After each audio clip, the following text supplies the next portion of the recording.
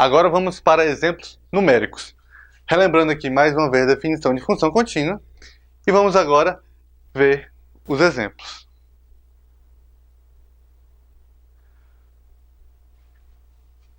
Em funções contínuas, calcular o limite é muito fácil. Por quê? Basta substituir o valor do limitante na lei de formação da função, fazer o cálculo e acabou-se.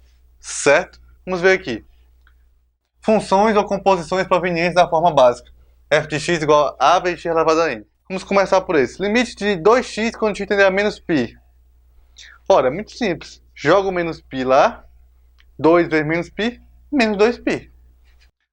Limite de x ao quadrado menos 5x mais 6 quando x tende a 2. Joga o 2 lá dentro. 2 ao quadrado menos 5 vezes 2 mais 6. Faz a conta. 4 mais 6, 10. Menos 10, 0. Tem muita gente que tem muita facilidade com isso, mas que quando vai olhar para esse caso se enrola. Qual é o limite de 5 da função constante, que vale 5, quando x tender para a? Ora, é 5.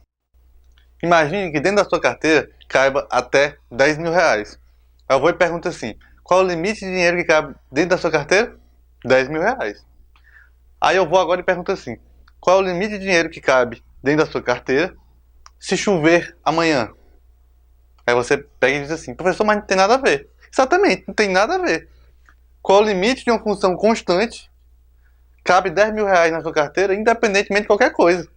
Ou seja, qual é o limite de uma função constante quando o x tender para a? É a função constante. Então não é para ficar em dúvida nesse caso. Um caso extremamente importante. Se quem a gente vai revisar isso aqui em derivada e integral, beleza? Não é para ter dúvida nesse caso aqui. Tem gente que bota assim, não existe. Não, presta atenção. Existe e continua valendo 5. Tranquilo? Então, vamos em frente. Qual é o limite dessa função monstruosa aqui quando o x tende para 3? Muito simples. É uma função contínua em todo o seu domínio. Se por acaso esse 3 pertencer ao domínio dessa função, a gente vai conseguir chegar na resposta, só substituindo o 3 lá dentro. Ah, professor, mas eu não sei identificar o domínio dessa função. Nem precisa. Joga o 3 aqui dentro, que se der a resposta, deu certo.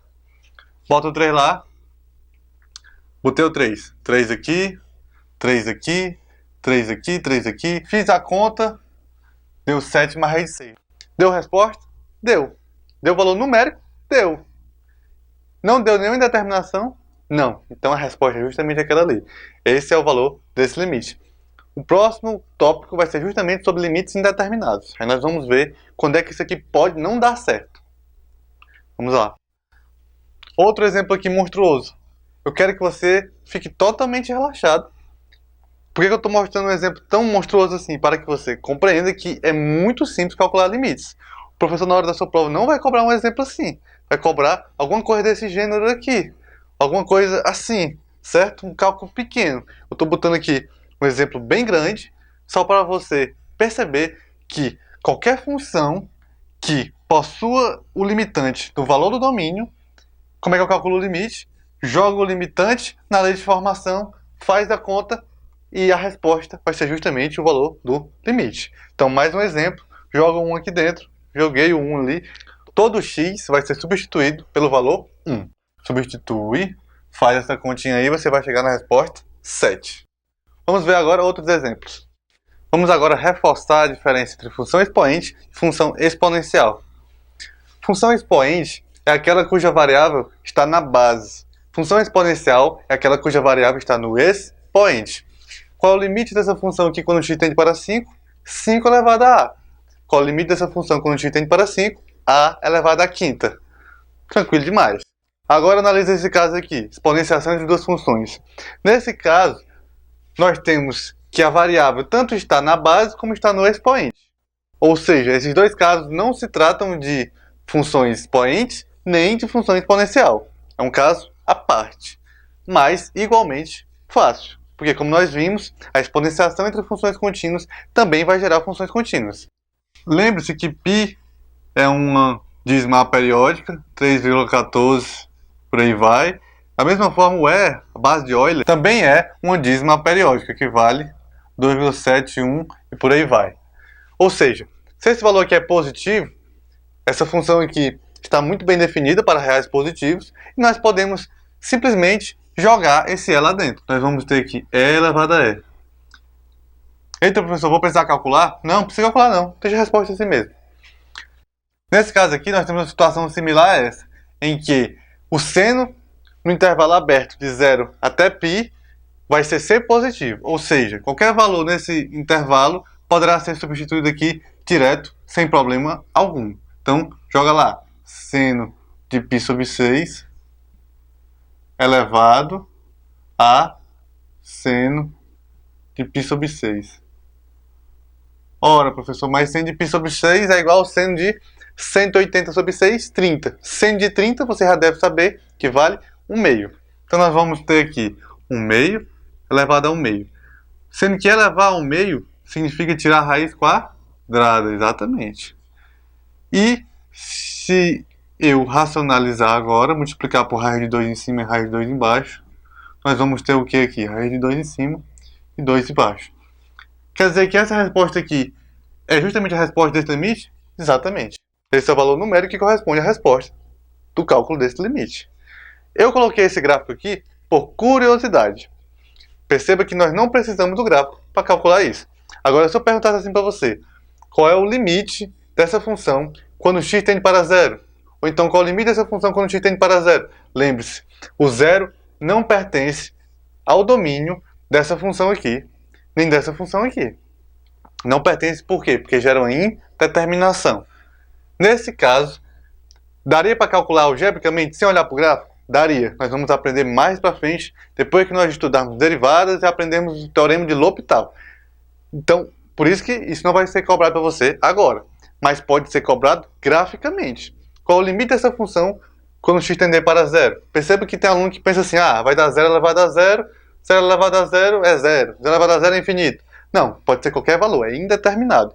Neste caso aqui, 0 elevado a 0 deu de fato 1, mas poderia dar qualquer outro valor. Neste caso aqui, também coincidiu em ser 1.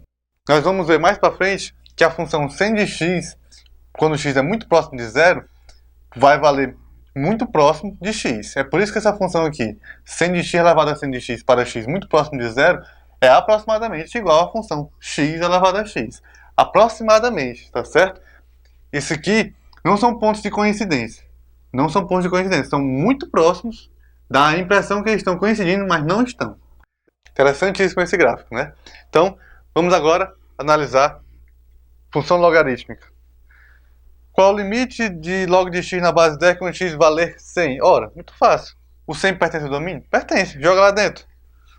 Substituir, 100 é igual a 10 ao quadrado, posso aplicar a propriedade, o 2 vai descer para cá, vamos ter 2 logaritmo de 10 na base 10, que vai dar logaritmo de qualquer coisa na sua própria base vai ser sempre 1.